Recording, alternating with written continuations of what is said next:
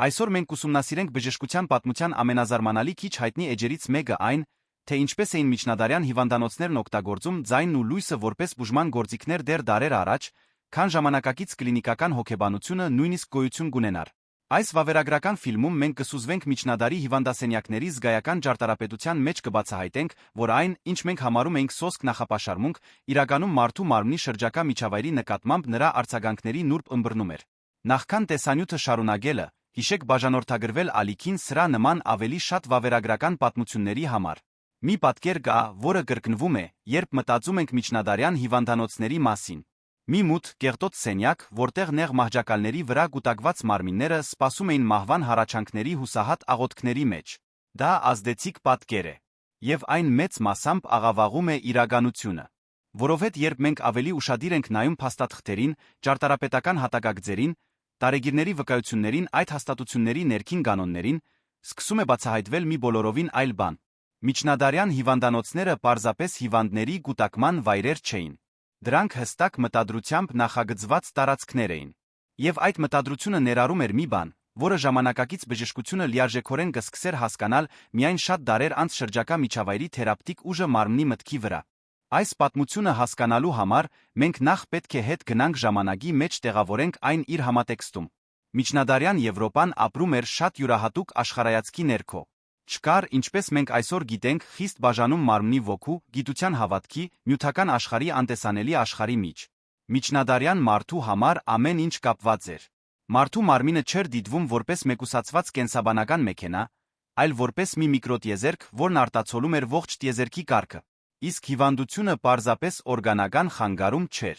Դա մի անհավասարակշռություն էր, որը ներառում էր թե մարմինը, թե հոգին, թե ներքին հեղուկները, թե անհատի հարաբերությունները իրեն շրջապատող տիեզերքի հետ։ Այս տեսակետը խորը արմատներ ուներ։ Այն գալիս էր հին հույներից, անցնում հռոմեացի բժիշկների գրվածքներով հասնում քրիստոնեական Եվրոպա զդված արաբ գիտնականների կողմից, ովքեր դարեր շարունակ պահպանել ընդլայնել էին դասական գիտելիքները։ Այս բժշկական ավանդույթի կենտրոնում 4 հումորների, հեղուկների տեսություններ մի համակարգ, որն ավելի քան 1000 տարի տիրում էր Եվրոպայում առողջության հիվանդության մասին պատկերացումներին։ Մշակված լինելով Հիպոկրատի գաղափարների հիման վրա մեր թվարկությունից առաջ 5-րդ դարում, հետագայում համակարգված Գալենոսի կողմից 2-րդ դարում,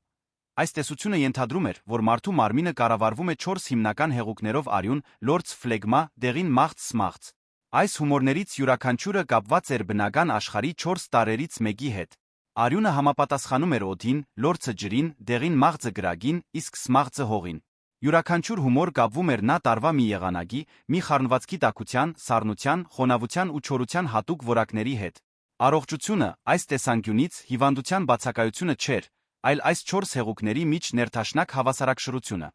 Երբ ինչ-որ բան խաթարում էր այդ ներթաշնակությունը, մարմինը հիվանդանում էր։ Եվ բժշկի խնդիրն էր վերականգնել կորցրած հավասարակշռությունը։ Սա անորոշ կամ սոսկ փիլիսոփայական տեսություն չէր։ Այն ուղղորդում էր մանրամասն ախտորոշումները, կոնկրետ բուժումները։ Միջնադարյան բժիշկը հետազոտում էր հիվանդի մեզը, դիտում էր նրա մաշկի գույնը, գնահատում էր ջերմաստիճանը, հաշվի էր առնում մի շարք արտաքին գործոններ, տարվա եղանակը, տարածաշրջանի կլիման, սննդակարգը, քնի սովորությունները, հույզերը։ Յուրաքանչյուր մարդ դիտվում էր որպես էզագի հումորալ կազմություն ունեցող։ Երիտասարդ ամրակազմ տղամարդը կունենար արյան բնական գերակշռություն, ինչը նրան դարձնում էր սանգվինիկ, ուրախ հագված տաքության ավելցուկի։ Տարեց կինը կարող էր ունենալ լորձի գերակշռություն լինելով ավելի սառը, հանգիստ հագված թմրածության։ Երբ հումորները դուրս էին գալիս հավասարակշռությունից,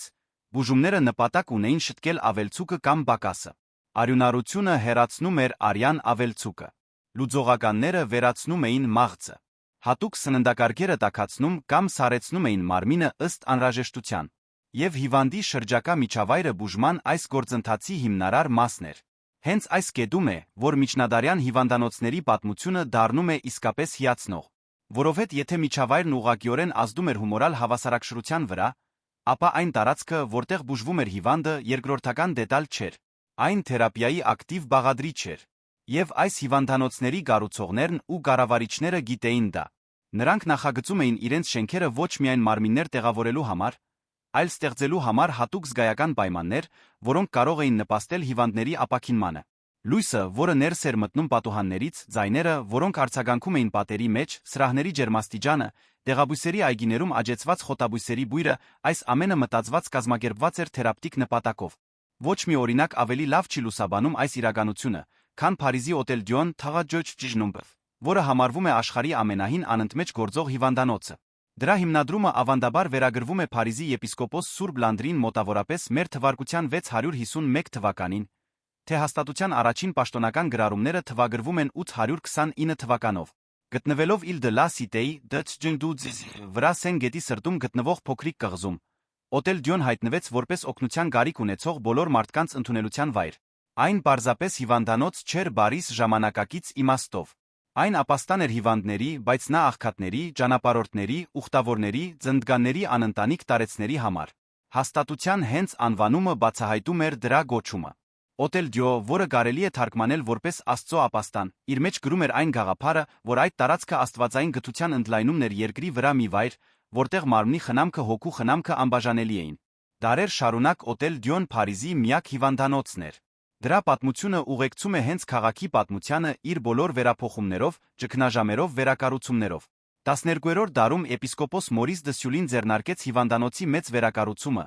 որի արդյունքում ստեղծվեցին նոր շինություններ ավարտված մոտ 1255 թվականին։ Այդ ժամանակ շենքը զբաղեցնում էր Île de la Cité-ի հարավային կողմը Նոթր Դամի տաճարի մոտ, բաղկացած էր 3 մեծ գոթական սրահներից, որոնք բաժանված էին սյուների շարքերով։ Կամարները պաշտպանում էին կառույցը Սենի հեղեղումներից։ Տաճարին մոտ լինելը պատահական չէր։ Մատուրը յուրաքանչյուր միջնադարյան հիվանդանոցի սիրտն էր։ Հավատացյալների աղոթքները համարվում էին բուժման անկյունակարը։ 7-րդ դարից մինչ 19-րդ դարը Մատուրը մնաց յուրաքանչյուր ֆրանսիական հիվանդանոցի կենտրոնում, իսկ շենքի մնացած մասը տարածվում էր դրանից հաճախ խաչի տեսքով։ Այս ճարտարապետական դասավորությունը խորը նշանակություն ուներ։ Հիվանդանոցը պարզապես բժշկական տարածք չէր։ Այն սուրբ տարածք էր, որտեղ շենքի երկրաչափությունն արտացոլում էր հավատքի երկրաչափությունը։ Օտել Դյոյի ներսում կյանքը հետում էր խիստ առօրյայի,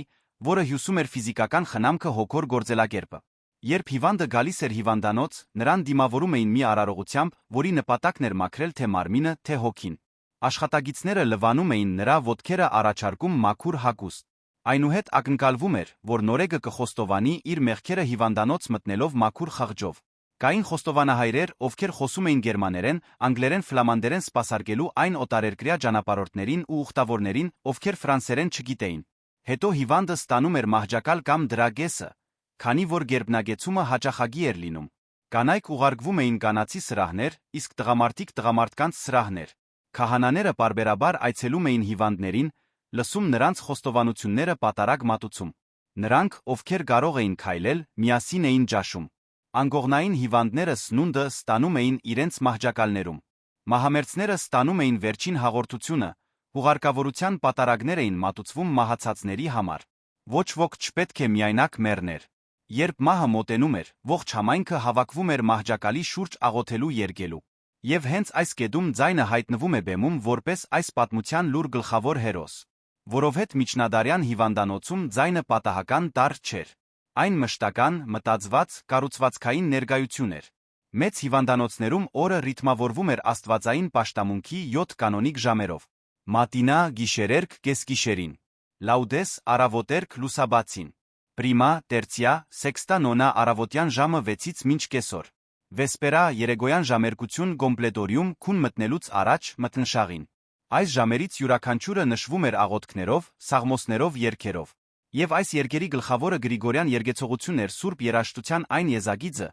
որը զարգացել էր արմտյան կենտրոնական Եվրոպայում 9-10-րդ դարերի ընթացքում։ Գրիգորյան երգեցողությունը, ըստ սահմանման, մոնոդիայի միաձայնության ձե։ Միակ մեղեդի, որը երգվում է միաձայն առանց գործիքային ուղեկցության։ Այն չունի ժամանակակից երաժշտության ճշգրիտ կանոնավոր ռիթմը։ Նրա նոտաները բարձրանում իջնում են հոսուն ալիքներով առանց հանգի կամ ֆիքսված չափի։ Այն երգվում է լատիներենով, նրա մեղեդային գծերն ունեն մի որակ, որը շատերը նկարագրում են որպես եթերային ընդունակ ունկնդրին փոխադրելու խորը խոհական վիճակի մեջ։ Միջնադարյան աշխարհի համար այս երգը զվարճանք չէր։ Այն ձայն դարձած աղոթք էր։ Այն սրբազան հարթություն բարձրացված մարդկային ձայնն էր։ Գրիգոր Մեծ Պապը, ով ապրել է 540-604 թվականներին, ավանդաբար կապվում է երաժշտական այս ձիգազմակերպման խթանման հետ, միջնադարյան արվեստը հաճախ պատկերում է նրան երգի պարքը ստանալիս մի աղավնուտ Սուրբ Հոգու խորհրդանիշից։ Բենեդիկտյան վանականները, հետելով Սուրբ Բենեդիկտոսի կանոնին, Գրիգորյան երգեցողությունը ներառեցին որպես իրենց առօրյա կյանքի կենտրոնական տար օրական 6-ից 8 ժամ նվիրելով այդ գործին։ Հիմա, ինչ է տեղի ունենում, երբ այս երգն արձագանքում է միջնադարյան հիվանդանոցի ներսում։ Այս հարցին պատասխանելու համար մենք պետք է հաշվի առնենք այն տարածքների ակուստիկան, որտեղ հնչում էին այդ երգերը։ Օտել Դյոների մեծ սրահները սովորական սենյակներ չէին։ Դրանք հսկայական կամարակապ տարածքներ էին կառուցված քարից, շատ բարձր առաստաղներով հաստ պատերով։ Տոնների փայտչպած հիվանդանոցը, օրինակ, որը կառուցվել է մոտ 1300 թվականին, ուներ գրեթե 90 մետր երկարությամբ 18 մետր լայնությամբ մի մեծ սրահ ծածկված տակառած փայտե կամարով։ Անժեում 1183-1184 թվականներին կառուցված հիվանդանոցը սյուներով բաժանված էր 3 նավերի քարե կամարներով։ Բոնի Օտել Դյոում թաղաճճճճճճ, որը հիմնադրվել է 1443 թվականին, աղքատների սրահը ուներ 50 մետր երկարություն, 14 մետր լայնություն, 16 մետր բարձրություն նավի շրջված ողնուցի տեսք ունեցող ներկված փայտե առաստաղով։ Այս մոնումենտալ տարածքներում ձայնն իրեն շատ յուրահատուկ էր պահում։ Քարե փայտե գարծր մագերեսները ստեղծում էին երկար պարուրող ռևերբերացիա արձագանքում։ Տղամարդկանց կամ կանանց ձայների խմբի կողմից միաձայն երգվող Գրիգորյան երգը պարզապես չէր լսվում։ Այն զգացվում էր։ Ձայնային ալիքները ճանապարհորդում էին պատերով, անդրադառնում կամարներից, բազմապատկվում, միաձուլվում, ստեղծելով մի ակուստիկ դաշտ, որը պարուրում էր ողջ տարածքը, դրա ներսում գտնվող բոլոր մարմինները։ Այս ձայնային փորձը պատահական չէր։ Միջնադարյան հիվանդանոցների ճարտարապետությունը եկեղեցիների տաճարների ճարտարապետության ուղղակի ժառանգությունն էր, շենքեր, որոնք դարեր շարունակ նախագծվել էին լիտուրգիական երգեցողությունը ուժեղացնելու պահպանելու համար։ Կամարները գործում էին որպես բնական ռեզոնանսային խցիկներ, երկարացնելով յուրաքանչյուր նոտա, մեղմացնելով անցումները, ստեղծելով այն, ինչ ժամանակակից ակուստիկայի մասնագետներն անվանում են ռևերբերացիայի երկար ժամանակ։ Այս էֆեկտը իդեալական էր Գրիգորյան երգեցողության համար, որի երկար հոսուն երաժշտական նախադասությունները շահում էին մի տարածքից, որը թույլ էր տալիս նոտաներին մեղմորեն վերադրվել միմյանց վրա։ Արդյունքը հսկայական խորության գեղեցկության ձայնային լանդշաֆտ էր, որը լցնում էր տարածքը առանց այն ջնշելու, որը պարուրում էր ունկնդիրներին առանց նրանց ծանրաբեռնելու։ Անկողնային հիվանդի համար, ով ի վիճակի չէր շարժվելու, այս ձայնային լանդշաֆտը նրա զգայական աշխարհի հենց հորիզոնն էր։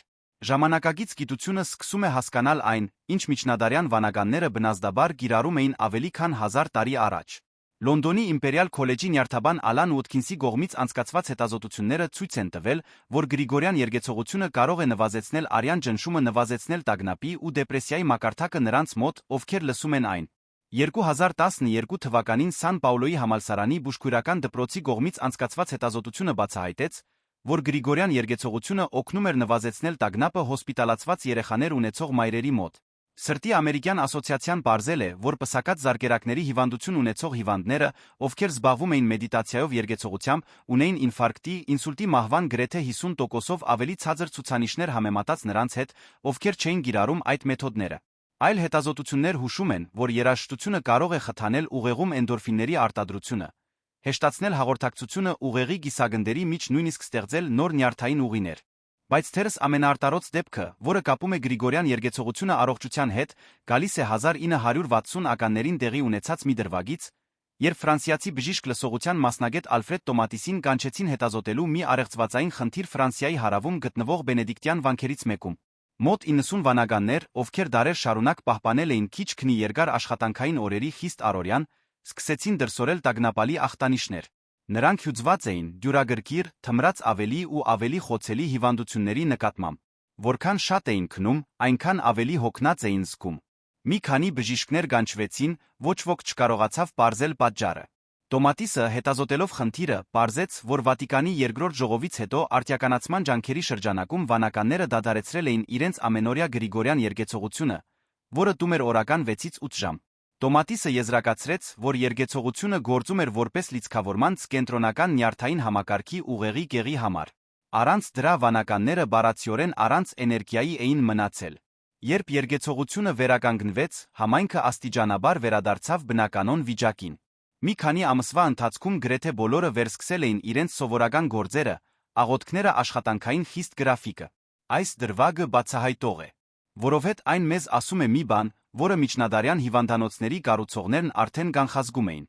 որ ձայնը պարզապես ակուստիկ ելույթ չէ, որն անցնում է ականջներով անհետանում։ Այն ֆիզիկական ուժ է, որը թափանցում է մարմնի մեջ, ազդում կենսաբանական ռիթմերի վրա, փոխում ֆիզիոլոգիական վիճակները։ Եվ երբ այդ ձայնը Գրիգորյան երգեցողությունն է իր հատուկ հաճախականություններով, հոսուն մեղեդային օրինաչափություններով մեդիտատիվ որակով, ազդեցությունները կարող են լինել խորը։ Միջնադարյան հիվանդանոցներում հիվանդները լսելուց բացի այլ ընտրություն չունեին։ Նրանք անշարժ էին իրենց մահճակալներում պարուրված այն քարե ջարդարապետությամբ, որն ուժեղացնում երկարացնում էր յուրաքանչյուր նոտա։ Երգը նրանց հասնում էր ոչ թե որպես ընտրություն, այլ որպես միջավայր։ Դա թրքրման վերածված օդն էր, որը նրանք շնչում էին։ Եվ այդ թրթրումը, ըստ մարմնի հումորալ տեսության, ուժ ուներ վերականգնելու կորցրած հավասարակշռությունը, հանգստացնելու գրգռված հումորները, կարգուկանոն բերելու այն ներքին քաոսին, որը ներկայացնում էր հիվանդությունը։ Բայց ձայնը միակ զգայարանը չէր, որը գործի էր դրվում միջնադարյան հիվանդանոցային ջարդարապետության կողմից։ Լույսը խաղում էր նույնքան կարևոր դեր։ Եվ այստեղ նորից մենք պետք է հրաժարվենք մեր ժամանակակից ենթադրություններից, բացվենք մի շատ տարբեր ըմբռնման արջ այն մասին, թե ինչ էր նշանակում լույսը միջնադարյան աշխարհում։ Մեզ համար լույսը հիմնականում ֆիզիկական ելույթ է բաղկացած ֆոտոններից, որոնք ճանապարհորդում են տարբեր ալիքի երկարություններով։ Միջնադարյան մարդու համար լույսն ավելի հարուստ իմաստով լցված մի բան էր։ Այն աստվածային ներկայության ուղղակի դրսևորումն էր։ Հովհաննեսի ավետարանը հաստատում է, որ Աստված լույս է, նրա մեջ չկա ոչ մի խավար։ Քրիստոնեական աստվածաբանական ավանդույթը Սուրբ Օգոստինոսից մինչ Սուրբ Թովմա Ակվինացի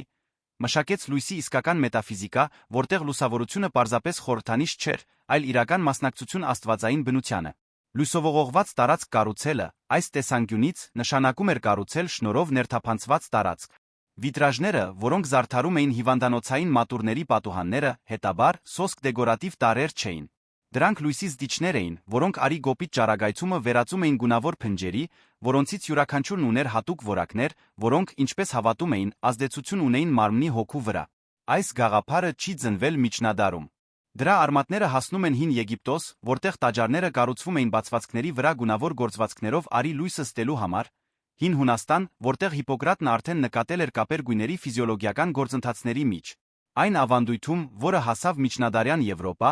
յուրաքանչյուր գույն ասոցացվում էր տարրական հումորալ որակների հետ։ Կարմիրը, կապված կրակի տաքության հետ, խթանում էր կենսունակությունը արյունը։ Կապույտը, ասոցացված ջրի սառնության հետ, նպաստում էր հանգստությանը նվազեցնում բորբոքումը։ Կանաչը միջանկյալը համարվում էր հավասարակշռող։ Դեղինը, կապված օդի հետ, ուրախացնում էր ոգին հեշտացնում մարսողությունը։ Երբ արի լույսն անցնում էր միջնադարյան վիտրաժի միջով, այն ստեղծում էր ոչ միայն սրբերի աստվածաշնչյան տեսարանների գեղեցիկ պատկեր, այն ողողում էր հիվանդանոցի ներսը հատուկ գունային երանգներով։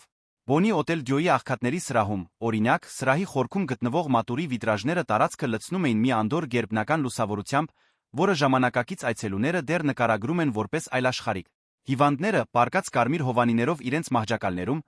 կարող էին հետել պատարագներին առանց անգողնուց վեր գնալու ընկղմված այդ զդված լույսի մեջ, որը փոխում էր իր ինտենսիվությունը երանգը, երբ առը շարժվում էր երկնքով օրվա եղանակների ընթացքում։ Առավոտյան լույսը կարող էր ունենալ ավելի սառը կապտավուն երանգ։ Կեսօրին այն դառնում էր ավելի ինտենսիվ ոսկեգույն։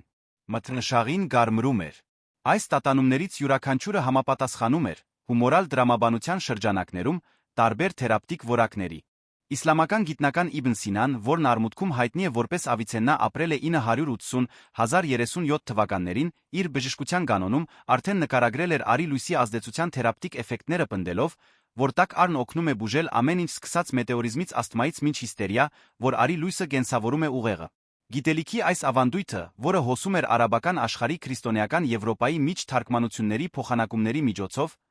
տեղեկացնում էր միջնադարյան հիվանդանոցների բժշկական պրակտիկան։ Այս տարածքների բժիշկներն ու խնամողները չէին օգտագործում ժամանակակից գունաբուժության քրոմոթերապիա տերմինաբանությունը, բայց գործում էին մի հայեցակարգային համակարգում,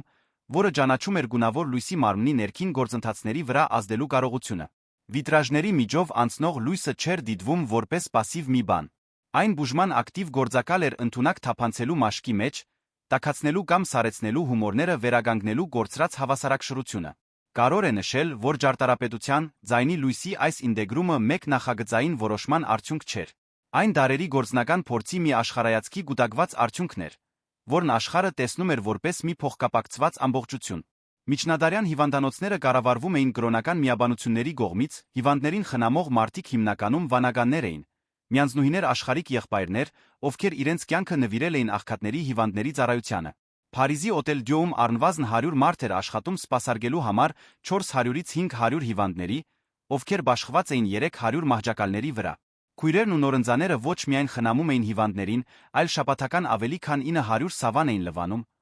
լաբորատորիայում դեղեր էին պատրաստում, դեղաբույսերի այգում խոտաբույսեր էին աճեցնում, մասնակցում էին աստվածային պաշտամունքի բոլոր ժամերին։ Երգերի, աղոթքների ֆիզիկական խնամքի առօրյան ձևավորում էր մի անընդհատ ցիկլ, որը կառուցվածք էր տալիս ողջ օրվան հիվանդի համար, ստեղծում էր կանոնավորության կանխատեսելիության միջավայր, որն ինքնին թերապտիկ արժեք ուներ։ Ձայնային լուսային ծեսերի կանոնավորությունը ստեղծում էր այն, ինչ մենք այսօր կարող ենք անվանել թերապտիկ ժամանակային կառուցվածք։ Միջնադարյան հիվանդը, ընկղմված այս միջավայրում, իր օրը կազմակերպված էր տեսնում ոչ թե ժամացույցով, որը դեռ գոյություն չուներ ժամանակակից ձով, այլ աղոթքների երգերի ռիթմով։ Մատինան գեսգիշերին նշում էր անցումը դեպի նոր օր։ Լաուդեսը ազդարարում էր արշալույսի մոտենալը։ Պրիմա, տերցիա, սեքստա նոնա ժամերը նշում էին առավոտվա վաղ կեսօրվա ժամերը։ Վեսպերան կոմպլետորիումը առաջնորդում էին գիշերը։ Այս պահերից յուրաքանչյուրն ուղեկցվում էր հատուկ երգերով, լույսերով, որոնք փոխվում էին արի շարժման հետ համընթաց, խնգի խոտաբույսերի բույրերով։ Հիվանդը կարիք չուներ ժամն իմանալու։ Նրա մարմինը ճանաչում էր ռիթմերը։ Եվ այս ճանաչումը, օրգանիզմի ներքին ռիթմերի միջավայրի արտաքին ռիթմերի միջ այս սինխրոնացումը մի բան է, որը ժամանակակից քրոնոբիոլոգիան բնորոշում է որպես առողջության համար հիմնարար գործոն։ Ժամանակակից գիտությունը գիտի, որ մարդու մարմինը գործում է ցիրկադային ռիթմերի հիման վրա մոտավորապես 24 ժամ տողությամբ ցիկլեր, որոնք կարգավորում են այնպիսի կենսական գործառույթներ, ինչպիսիք են քունը, մարմնի ջերմաստիճանը, հորմոնների արտադրությունը, իմունային ակտիվությունը։ Այս ռիթմերը սինխրոնացվում են արտաքին ազդանշանների միջոցով, որոնք կոչվում են դեչրեչեչբեֆ գերմաներեն բառ, որը նշանակում է ժամանակ տվողներ։ Լույսը ամենահզոր դեչրեչեչբն է, բայց կանոնավոր ձայները սոցիալական առօրյան նույնպես խաղում են այդ դերը։ Միջնադարյան հիվանդանոցներում հիվանդները ընկղմված էին մի միջավայրում, որը մշտապես ապահովում էր այդ բոլոր ազդանշանները։ Վիտրաժներով զդված բնական լույսը փոխվում էր օրվա ընթացքում մարմնին ազդանշելով ժամերի անցումը։ Կանոնիկ ժամերի երգերը ապահովում էին կանոնավոր ակուստիկ ժամանակային նշիչներ։ Ճաշերը, խնամքը, աղոթքները օրը լցնում էին կանխատեսելիությամբ։ Առանց իմանալու միջնադարյան խնամողները իրենց հիվանդների համար ապահովում էին հենց այնպիսի միջավայր, որը ժամանակակից բժշկությունը ճանաչում է որպես իդեալական կենսաբանական ռիթմերի կարգավորման ապաքինման խթանման համար։ Այս ընկալումն էլ ավելի է խորանում, երբ հաշվի ենք առնում այն, ինչ ժամանակակից նյարդաբանությունը բացահայտել է ձայնի վեգետատիվ նյարդային համակարգի վրա ունեցած ազդեցության մասին։ Վեգետատիվ նյարդային համակարգը վերահսկում է ոչ կամային ֆունկցիաները, ինչպիսիք են սրտի զարկերի հաճախականությունը, արյան ճնշումը, մարսողությունը, սթրեսի նկատմամբ արձագանքը։ Այն բաժանվում է երկու ճյուղի՝ սիմպաթիկ, որը մարմինը պատրաստում է գործողության պայքարի, պարասիմպաթիկ, որը նպաստում է հանգստին, վերականգնմանը, մարսողությանը։ Քրոնիկ հիվանդությունը, ցավը, տագնապը հակված են սիմպաթիկ համակարգը պահել գերակտիվ վիճակում, ինչը վնասում է մարմնի ինքնաբուժման կարողությանը։ Դանդաղ, խոհական երաժշտությունը ցածր հաճախականություններով ոչ պուլսացվող ռիթմերով, ինչպիսին գրիգորյան երգեցողությունն է, հետազոտություններում ցույց է տվել պարասիմպաթիկ ճյուղը ակտիվացնելու ունակություն նվազեցնելով սրտի զարկերի հաճախականությունը, իջեցնելով արյան ճնշումը, թուլացնելով մկանները, ստեղծելով ապաքինման համար բարեմպաստ ֆիզիոլոգիական պայմաններ։ Միջնադարյան հիվանդանոցներում հիվանդները ենթարկվում էին այս պարասիմպաթիկ խթանմանը ժամեր շարունակ, օր-օրի։ Ոչ թե որպես սահմանափակ թերապտիկ սեանս ծրագրված սկզբով ավարտով, այլ որպես մշտական միջավայրային պայման։ Երգը մի բան չէր, որը միացվում անջատվում էր։ Այն տարածքի ձայնային հյուսվածքի մասն էր։ Այն արձագանքում էր կամարների տակ պաշտամունքի ժամերին, լցնում էր ընդմիջումները դանդաղորեն հալվող արձագանքներով, վերադառնում էր կանոնավոր ցիկլերով ողջ օրվա գիշերվա ընթացքում։ Հիվանդությունից թուլացած մարմնի համար այս շարունակական ձայնային ընկղմումը կարող էր ունենալ զգալի գուտակային ազդեցություն նյարդային համակարգը պահելով հարաբերական հանգստի վիճակում, ինչը հեշտացնում էր բնական ապաքինման գործընթացները։ Մենք պետք է նա հաշվի առնենք այս փորձառության հոգեբանական ազդեցությունը։ Միջնադարյան հիվանդն ապրում էր մի աշխարհում, որտեղ հիվանդությունը հաճախ ասոցացվում էր մեղքի հետ, որտեղ մահը մշտական ներկայություն էր, որտեղ հավերժական դատապարտության վախը իրական էր ու շոշափելի։ Այս համատեքստում հիվանդանոցում գտնվելը, որը միաժամանակ սուրբ տարածք էր, որտեղ ամեն օր պատարագներ էին մատուցվում, որտեղ սաղմոսների երգեցողությունը արձագանքում էր պատերին, որտեղ վիտրաժներով զդված լույսը թվում էր, թե բխում է հենց դրախտից, առաջարկում էր մի տեսակ սփոփանք, որը շատ ավելին էր, քան ֆիզիկականը։ Հիվանդը պարզապես չէր բուժվում։ Նրան գրկում էր մի միջավայր, որը նրան ասում էր յուրաքանչյուր ձայնով, յուրաքանչյուր լույսի շողով, որ Աստված ներկա է, որ հույս կա, որ նա լքված չէ։ Անվտանգության պատկանելության այս զգացումը մի բան է, որը ժամանակակից հոգեբանությունը ճանաչում է որպես հիմնարար ապաքինման համար։ Հոգեբանական սթրեսը թուլացնում է իմունային համակարգը։ Հույսը, վստահությունը խնամված լինելու զգացումը զորացնում են այն։ Բոնի հոսպիսները ներկայացնում են թերս ինտեգրված խնամքի այս փիլիսոփայության ամենաամբողջական լավագույնս պահպանված օրինակը։ Հիմնադրված լինելով 1443 թվականին Բուրգունդիայի դքսի կանցլեր Նիկոլա Ռոլենի նրա գնոջ Գիգոն դը Սալենի կողմից, Բոնի օտել Դյոն բացահայտորեն նախագծվել էր որպես պալատ աղքատների համար։ Եվրոպան նոր էր դուրս եկել 100-ամյա պատերազմից, Բուրգունդիայի տարածաշրջանը ամայացել էր զինվորների հրոսակախմբերի կողմից, որոնք շարունակում էին թալանել ու ավերել գյուղերը պատճառելով թշվառություն սով։ Ռոլենը նրա գինը ստեղծեցին մի հիվանդանոց, որը պետք է ընդուներ աղքատներին, հիվանդներին, տարեցներին, որբերին հղի կանանց նրանց առաջարկելով անվճար խնամք, որը ֆինանսավորվում էր զույգի կողմից հաստատությանը նվիրաբերված հողերի խաղողի այգիների եկամուտներից։ Շենքը, որը կառուցել տվեց Ռոլենը, բոցավառվող գոթիկայի ճարտարապետության գլուխգործոց է։ Նրա բազմագույն ջնարակված կղմինդրե տանիքը կարմիր, շագանակագույն, դեղին կանաչ երկրաչափական նախշերով դարձել է Բուրգունդիայի խորհրդանիշը, բայց նախագծի իսկական հանճարը ներսում է։ Աղքատների սրահը իր 50 մետր երկարությամբ հիվանդանոցի կենտրոնական տարածքն էր։ 30 կարմիր հովանիներով մահճակալներ շարված էին երկու շարքով պատերի երկայնքով։ Յուրաքանչյուր մահճակալ նախագծված էր 2 կամ 3 հիվանդ տեղավորելու համար, ովքեր ունեին նա աթոռ, գիշերասեղան սնդուկ անձնական իրերի համար։ Սրահի վերջում գտնվող մատուրը թույլ էր տալիս հիվանդներին հետել պատարագին առանց մահճակալից վեր կենալու անհրաժեշտության։ Մատուրի վիտրաժները տարածքը ողողում էին գունավոր լույսով, իսկ բաց փայտե առաստաղը ներկված քանդակներով զարդարված, ստեղծում էր մի ակուստիկա, որն ուժեղացնում պարուրում էր լիտուրգիայի ձայները։ Ահեղ դատաստան պոլիպտիխը, բազմապատկեր պատկերը, ֆլամանդացի նկարիչ Ռոքիր վան դեր Վեյդենի աշխատանքը զարդարում էր խորանը հիշեցնում բոլորին հիվանդներին խնամողներին, մարդկային հոգու վերջնական ճակատագրի մասին։ Հիվանդանոցի դեղատունը 1 կարոր տարածք էր։ Կահավորված լինելով փայտե պահարաններով, որոնք պարունակում էին խեցեղեն ապակյա տարաների հսկայական հավաքածու,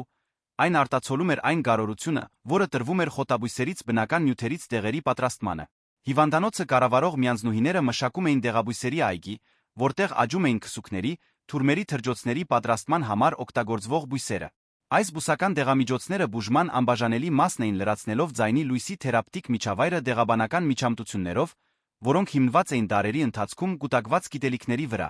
Ճարտարապետության, լիտուրգիայի բժշկության այս ինտեգրումը,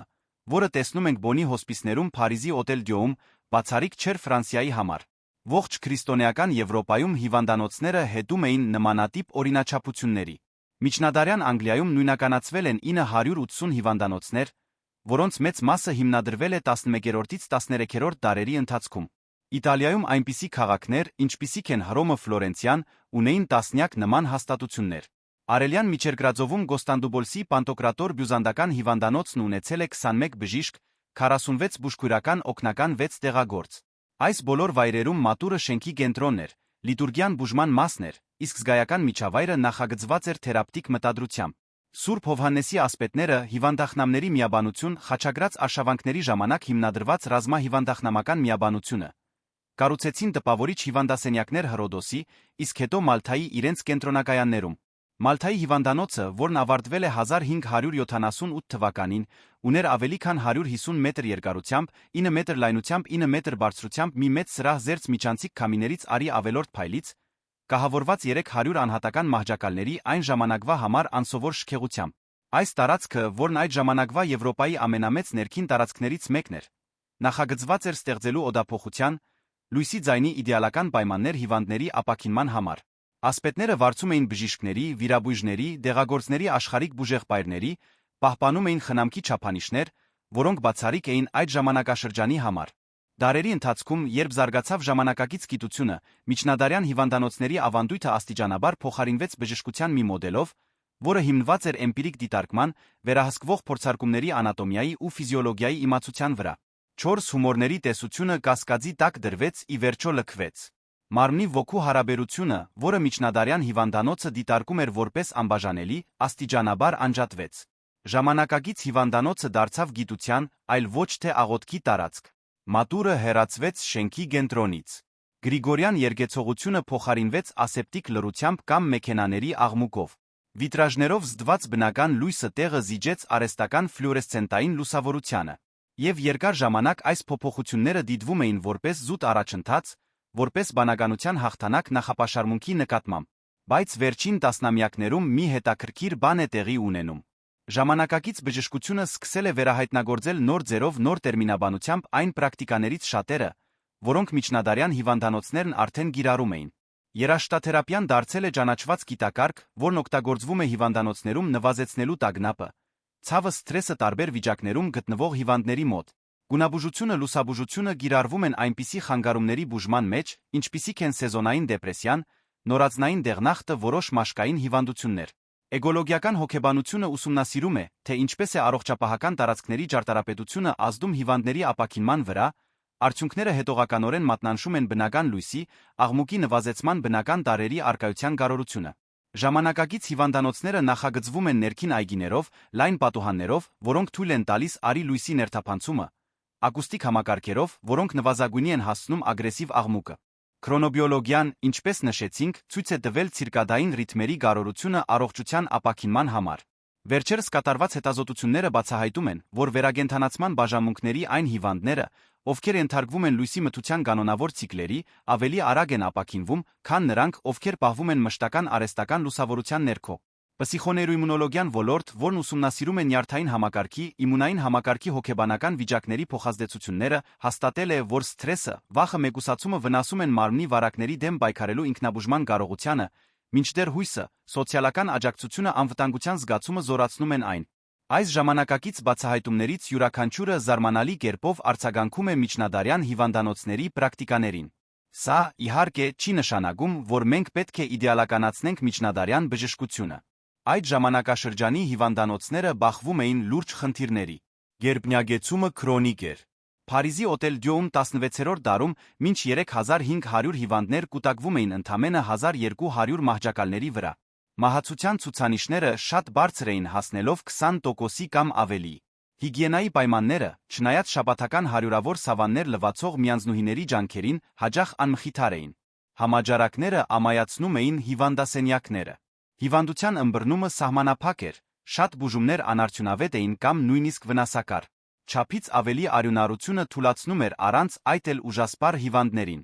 Վարագիչ հիվանդությունների փոխանցման մասին գիտելիքների պակասը նշանակում էր, որ տարբեր վիճակներում գտնվող հիվանդները հաճախ տեղավորվում էին կողք կողքի։ Միջնադարյան բժշկությունն ուներ խորը թերություններ, պատճառում էր իրական տառապանք։ Այն, ինչ առաջարկում է այս վավերագրական ֆիլմը, անցյալի միամիտ փառաբանումը չէ, այլ ավելի ազնիվ ամբողջական ճանաչումն այն բանի, թե ինչ էին իրականում այդ հիվանդանոցները։ Դրանք պարզապես կեղտի մահվան որջեր չէին, ինչպես պատկերում է ժողովրդական երակայությունը։ Դրանք բարդ տարածքներ էին նախագծված մտադրությամբ, որտեղ մարդու մարմնի շրջակա միջավայրի հետ նրա հարաբերությունների մասին գիտելիքների հազարամյա ավանդույթը կիրառվում էր լավագույն ձով այն ժամանակվա գիտելիքների սահմաններում։ Եվ այդ ավանդույթի շրջանակներում կային խորը կանխազգացումներ, որոնք ժամանակակից գիտությունը հաստատում է։ Այն գաղափարը, որ ձայնը կարող է ազդել նյարդային համակարգի վրա, նպաստել ապաքինմանը։ Այն գաղափարը, որ լույսն ունի թերապտիկ հատկություններ, որոնք դուրս են գալիս պարզ լուսավորության սահմաններից։ Այն գաղափարը, որ ֆիզիկական միջավայրը վերականգնման գործընթացի ակտիվ բաղադրիչ է,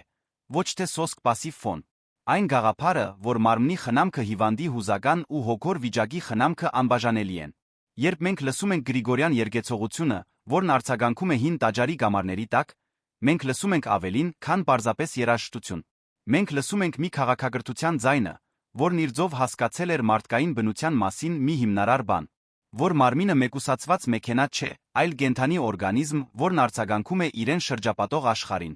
որ ձայները, որոնք թափանցում են մեր ականջների մեջ, չեն անհետանում առանց հետք թողնելու, այլ արձագանքում են մեր հյուսվածքներում, մեր նյարդերում, մեր ամենանուրբ ռիթմերում, որ լույսը, որը դիպչում է մեր մաշկին, պարզապես տեսողական տեղեկատվություն չէ, այլ մի էներգիա, որը փոխազդում է մեր ֆիզիոլոգիայի հետ այնպիսի ձևով, որոնք մենք նոր ենք սկսում հասկանալ, եւ որ այն տարածքը, որտեղ բուժվում է հիվանդը, չեզոք չէ։ Այն բուժման մի մասն է կամ հիվանդության մի մասը։ Միջնադարյան հիվանդանոցների կառուցողները գիտեին դա ոչ թե նյարդաբանության կամ քրոնոբիոլոգիայի լեզվով, այլ հումորների, տարրերի լույսի աստվածաբանության լեզվով։ Նրանց քարե գամարները ռեզոնանսային խցիկներ էին բուժող ձայների համար։ Նրանց վիտրաժները լույսի զտիչներ էին, որոնք ձգտում էին վերականգնել մարմնի հավասարակշռությունը։ Նրանց լիտուրգիական առօրյան դճ էին, որոնք սինխրոնացնում էին հիվանդների կենսաբանական ռիթմերը օրվա գիշերվա ռիթմերի հետ։ Այս ամենն արվում էր մի համոզմունքների համակարգի շրջանակներում, որն այսօր մենք համարում ենք հնացած։ Բայց այն ազդեցությունները, որոնք այդ համակարգերը թողնում էին մարդու մարմնի վրա, իրական էին։ Եվ երբ ժամանակակից գիտությունը վերահայտնագործում է այդ ազդեցությունները վավերացնում դրանք այնպիսի գործիքներով, որոնք միջնադարյան մարդիկ երբեք չէին կարող պատկերացնել, տեղի է ունենում մի ուշագրավ բան։ Անցյալն ու ներկան հանդիպում են։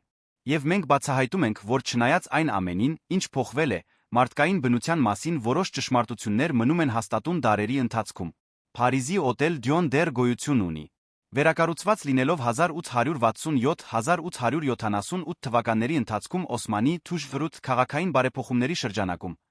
այն այսօր զբաղեցնում է Նոտր Դամի հրապարակի հյուսիսային կողմը տաճարից մի քանի մետր հեռավորության վրա։ Այն գործում է որպես հանրային հիվանդանոց Փարիզի հիվանդանոցների վարչակազմի ներքո։ Նրա ժամանակակից միջանցքները արդյունավետ են ֆունկցիոնալ։ Բայց եթե քայլեք դրանցով ուշադրությամբ, ինչպես արեց մի ձայնային արվեստագետ, ով այցելել էր հիվանդանոց ձայնագրելու դրա ժամանակակից ձայները, թերս նկատեք մի հետաքրքիր բան. արձագանքներ, որոնք թվում է, թե գալիս են մեկ այլ ժամանակից։ Մի ռեզոնանս, որը չի պատկանում միայն ներկային։ Որովհետև այդ վայրում գրեթե 14 դար շարունակ մարդկային ձայները երգել են բուժելու համար։ Եվ քարը, ինչպես ասում են նրանք, ովքեր ուշադիր լսում են այն, դեռ հիշում է։ Բոնի հոսպիսները նույնպես կանգուն են մնում։ 1971 թվականին վերածվելով թանգարանի, երբ քաղաքի ծայրամասում կառուցվեց ժամանակակից հիվանդանոց, դրանք ընդունում են այցելուների ողջ աշխարհից, ովքեր գալիս են հիանալու դրանց բազմագույն տանիքներով, վիտրաժներով, աղքատների սրահով, Ռոքիր Վան դեր Վեյդենի պոլիպտիխով։ Դեղաբույսերի այգին վերջերս վերատնկվել է որպես ժամանակակից հարգանքի տուրք հիվանդախնամ միանձնուհիների բուսաբանական ավանդույթին։ Եվ յուրաքանչյուր նոյեմբերին հոսպիսների գինու աճուրդը շարունակում է միջոցներ հավաքել առողջապահության համար, վառ պահելով բարեգործության ավանդույթը,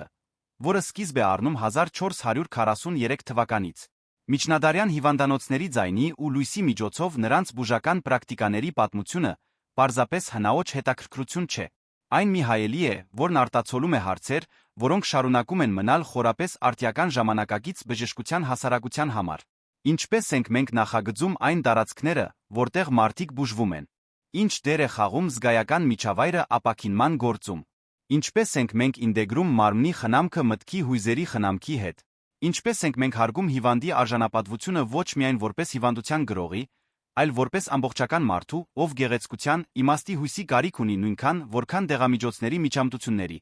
Այս հարցերը չունեն պարզ պատասխաններ։ Բայց հետ նայելով դեպի այն վիտրաժներով լուսավորված երգերով լցված հիվանդասենյակները, մենք գտնում ենք ոչ թե մի պրիմիտիվ անցյալ, որը պետք է դեն նետել, այլ իմաստության մի ավանդույթ, որը պետք է վերահայտնագործել։ Մի ավանդույթ, որը մեզ հիշեցնում է, որ բուժելը ավելին է, քան մեխանիզմը նորոգելը։ Դա ներթաշնակության վերականգնում է։ Դա մարմնին հոգուն այն հավասարակշռության վերադարձնելն է, որը հին մարդիկ անվանում էին առողջություն, որին մենք մեր բոլոր տեխնոլոգիաներով առաջընթացով դեռ ձգտում ենք հասնել։ Եվ այսպես, մեղեդին շարունակվում է։ Այն անցնում է դարերի միջով, արձագանքում է հին քարերի մեջ, հնչում է ժամանակակից հետազոտություններում, մեզ հիշեցնում է մեղմորեն, բայց համառորեն մի բանի մասին, որը թերս մենք երբեք չպետք է մոռանայինք, որ ձայնը բուժում է, որ լույսը բուժում է, որ այն տարածքը, որտեղ մենք գտնվում ենք, անտարբեր չէ մեր զգացածի նկատմամբ, եւ որ պատմության խորքերում միշտ կա ավելին բացահայտելու նրանց համար, ովքեր պատրաստ են ուշադրությամբ լսել։ Եթե այս ճանապարհորդությունը միջնադարյան հիվանդանոցների լուր միջանցքներով արթնացրեց ձեր հետաքրքրությունը, եթե դուք զգացիք այն թրթռումը, որը կապում է անցյալը ներկային, ապա մտածեք այդ հետաքրքրությունը ընկերակցության վերածելու մասին։ Բաժանորդագրվեք ալիքին հետելու ավելի շատ նմանատիպ հետազոտությունների, որտեղ յուրաքանչյուր դրվագ մի բաց դուր է դեպի մի աշխարհ, որը մենք կարծում էինք, թե գիտենք, բայց որը դեռ այնքան բան ունի մեզ բացահայտելու։ Թողեք ձեր մեկնաբանությունը պատմելով, թե այս պատմության որ կողմն ձեզ ամենաշատը զարմացրեց։ Թերս դա Գրիգորյան երգեցողության ուժն էր նյարդային համակարգի վրա, կամ վիտրաժների նրբությունը որպես լույսի թերապտիկ ստիճներ, կամ պարզապես այն բացահայտումը, որ այդ հիվանդանոցները շատ ավելին էին, քան մենք պատկերացնում էինք։ Յուրաքանչյուր մեկնաբանությունս մեկ նոտա է այս զրույցի մեջ, որը մենք միասին կառուցում ենք, յուրաքանչյուր հավանում մի նշան է այն բանի, որ արժե շարունակել պատմության ամենաանսպասելի անկյունների հետազոտումը։ Կհանդիպենք հաջորդ դրվագում։